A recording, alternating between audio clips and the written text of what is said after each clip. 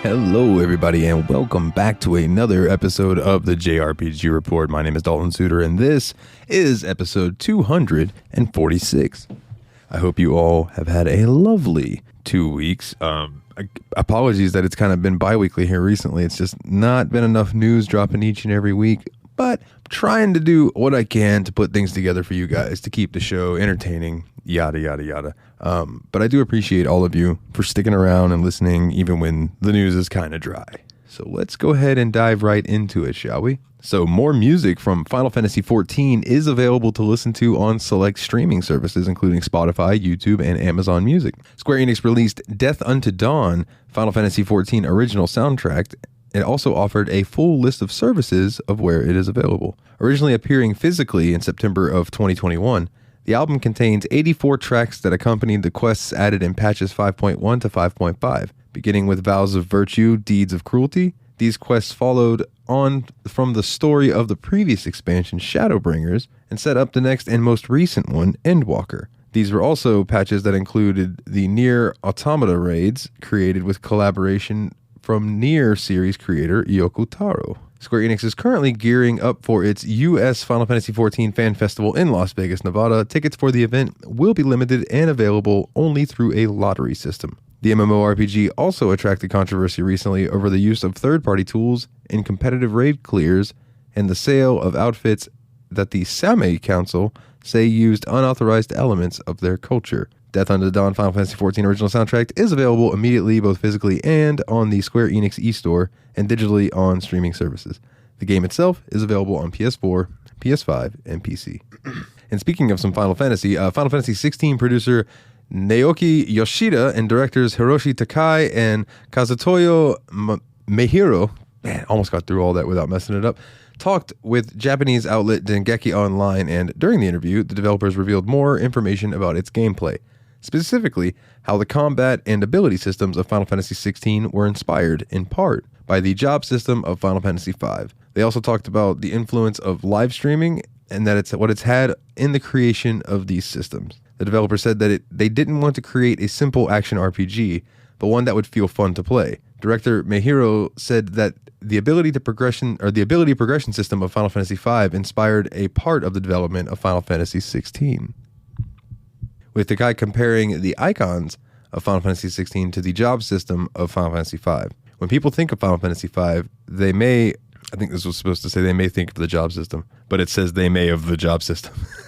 And the Spellblade dual-wield rapid-fire combination of powerful in-game abilities. The team wanted to create a combat system that would allow players to create similarly unique combinations. Takai pointed to live streaming being popular nowadays as another reason to create such a system. By watching other players approach combat in different ways, viewers might want to try new combinations of abilities. Yoshida commented that this system would truly shine in a second run while playing with a higher difficulty, and he teased the inclusion of an ultimate boss fight as side content. Additionally, Takai said that the development team didn't want Final Fantasy XVI to be an open world game, with the main story being responsible for guiding the pacing of the game. Final Fantasy XVI is currently in development, and it will launch first for the PlayStation 5 on June 22nd, 2023. After an exclusivity period expires, we may see it on other platforms. So Bandai Namco recently acknowledged and apologized for the problems and glitches found in the Nintendo Switch version of the recently released Tales of Symphonia Remastered.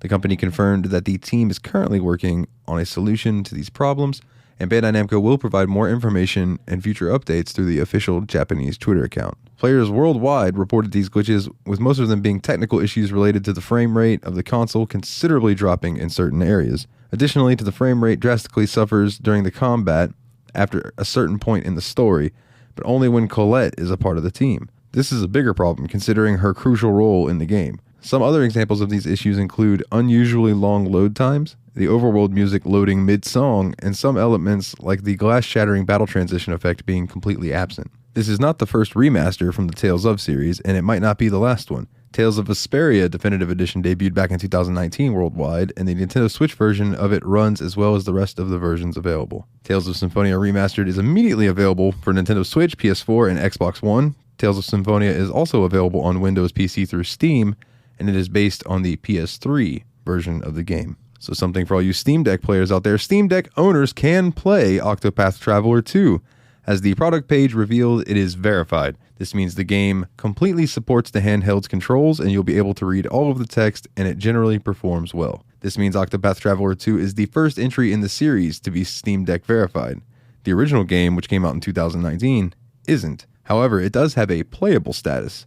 That means it generally works on the handheld. The product page does note that player will need to adjust the resolution to make sure it looks right. In addition to the announcement regarding its Steam Deck compatibility, Square Enix shared final pieces of Octopath Traveler 2 character art, first showing off the merchants Partitio and Tressa, and then showed a countdown picture with the cast and shared to the release worldwide. Octopath Traveler 2 is available for the Switch, PS4, PS5, and PC. So this is just a quick one, but if you are interested, if you want to head over to the Neon Falcom official YouTube channel, there is now an official gameplay trailer for E's memoir, The Oath in Felghana, which is due out for the Switch on April 27th in Japan. But if you want to see how this is looking and maybe get yourself hyped for a possibility of a release over here, figured you might want to go check that out. Rolling right along, once again, the original Caligula Effect game is coming back. NIS America announced another port of the remake.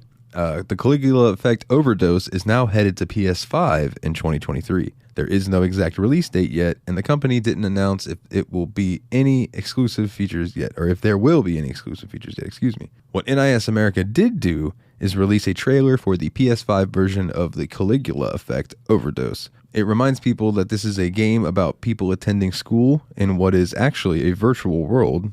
Its former virtual attendant, Arya, recruited some of the, quote, students who have become aware of the truth to fight back against the space's current ruler, the virtual idol, I believe that's you? I don't know, it's a very strange symbol, and her ostinato musicians. In addition to your named major allies, you can recruit 500 ordinary students to fight alongside you. The video shows how that works, as well as some PS5 in-battle gameplay. The Caligula Effect debuted on the Vita first worldwide, and then a few years later, the Overdose version appeared with additional content. This allowed someone to choose a gender of their avatar as well as take part in an ostinato musician's arc that lets you fight alongside the enemies. It also changed some of the gameplay elements to make battles a little less punishing and easier to connect with the NPCs. The Caligula Effect Overdose will come to the PS5 in 2023, and it is available on the Nintendo Switch, PS4, and PC. So there will soon be a special Pikachu available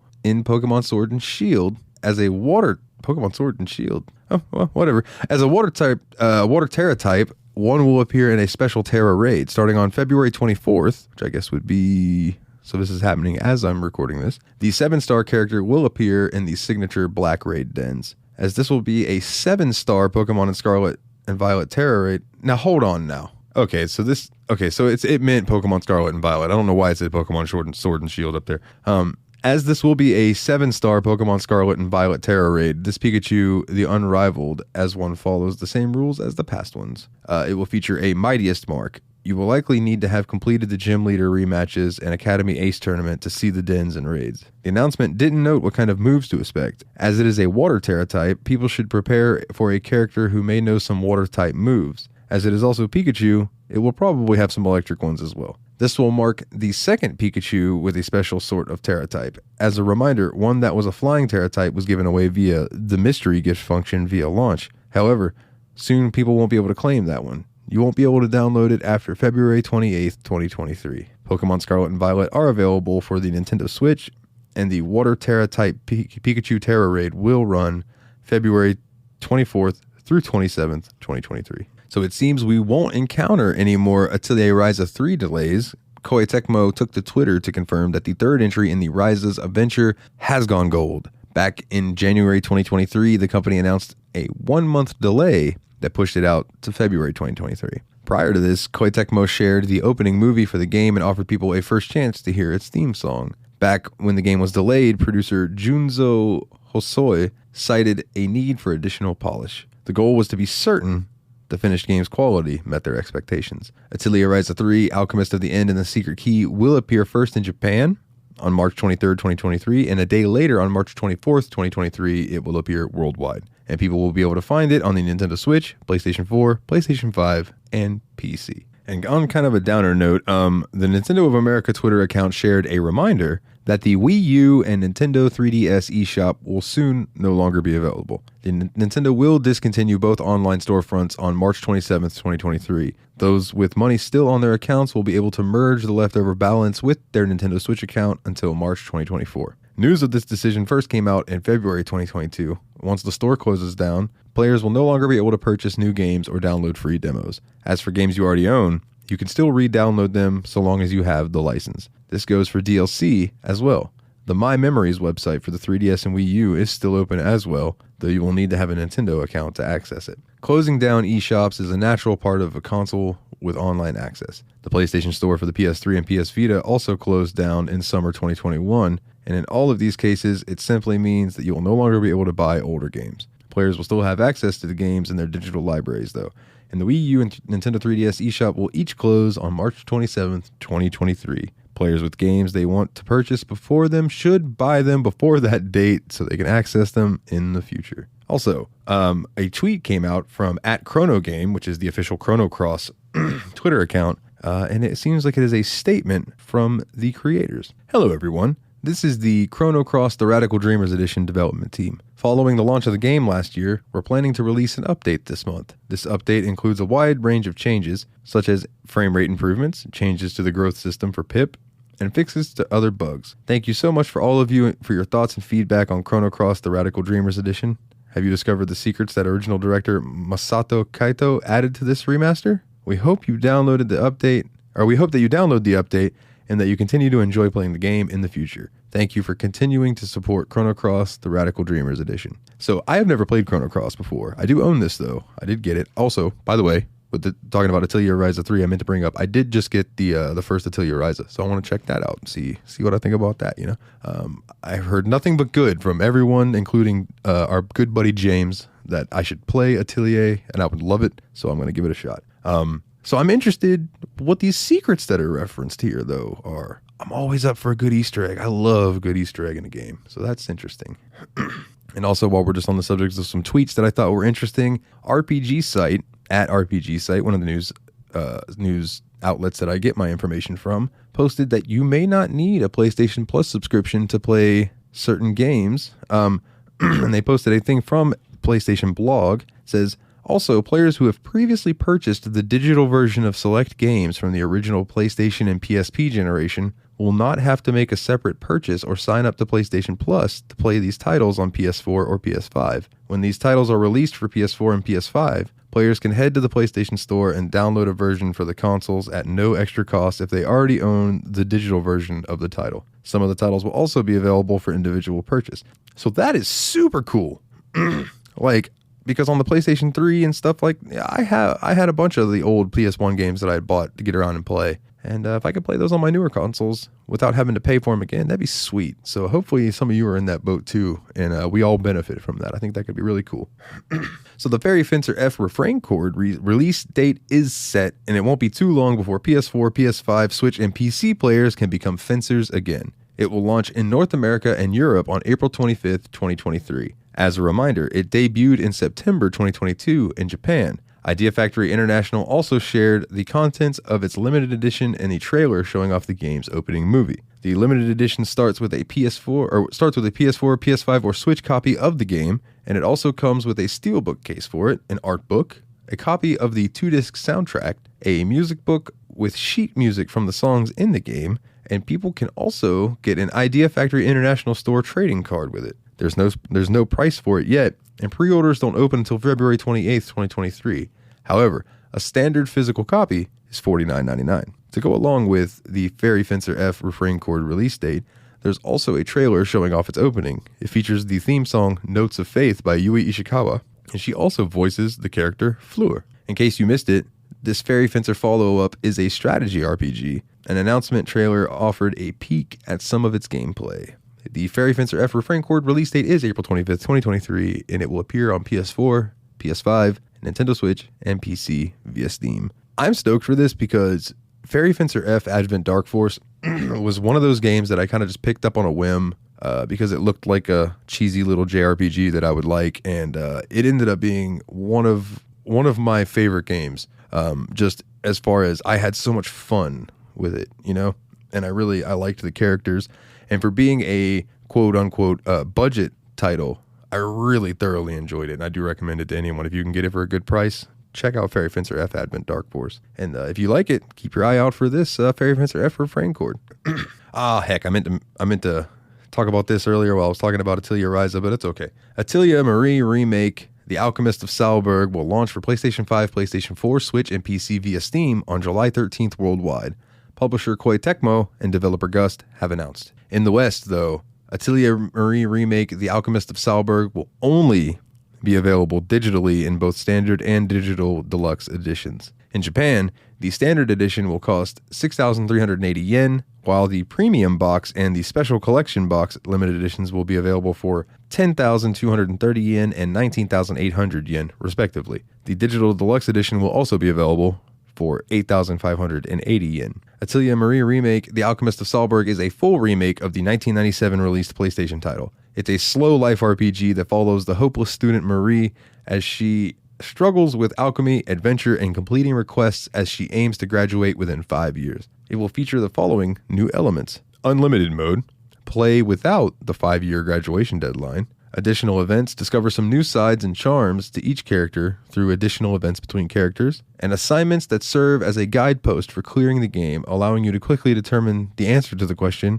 what should I do next? Common while playing high freedom RPGs. And some of the key features are the updated graphics, Marie and Friends brought to life with the latest technology, character designs and event illustrations have been revamped, and 2D animations have also been introduced in the remake. In addition, there are now 3D models of characters and stages, so players can enjoy seeing cute mini characters while they move around the map and explore. The Atelier series Origin adapted to modern times and made more playable.